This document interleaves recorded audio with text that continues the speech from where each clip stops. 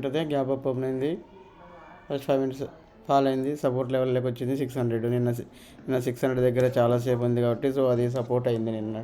ఈరోజు సపోర్ట్ తీసుకుంది. అక్కడ నుంచి డైరెక్ట్ మనం 670 రెసిస్టెన్స్ అనుకున్నాం, అది బ్రేక్ అయ్యి ఆ 5 మినిట్స్ క్యాండిల్ వెళ్ళిపోయింది చూడండి. సో ఇక్కడ కాల్ చేసుకొని ఉంటే మంచి ప్రాఫిట్స్ వచ్చి ఉంటాయి. దెన్ కొంతసేపు రేంజ్లో నుండి మళ్ళీ 759 మళ్ళీ బ్రేక్ అయ్యి 900కి వెళ్ళి 900 నుంచి ఫాల్. సో రేపు ఆర్బీఐ రేట్ కట్ ఉంటుంది. మార్నింగ్ 10 వరకు ట్రేడింగ్ చేయకపోవడమే బెటర్ ఉంటుంది. 50 పాయింట్స్ రేట్ కట్ అయితే మార్కెట్ బాగా పైకి వెళ్తుంది. 25 పాయింట్స్ బ్రేక్ అయ్యిందనుకో రేట్ కట్ బాగా కిందకి పోతుంది. So expecting 50 points rate cut ఉంటుంది రేపు, కానీ అది అవ్వదు, 25 పాయింట్స్ అవుతుంది. సో మార్కెట్ అది కాక రేపు ఫ్రైడే కాబట్టి కిందికి పడుతుంది.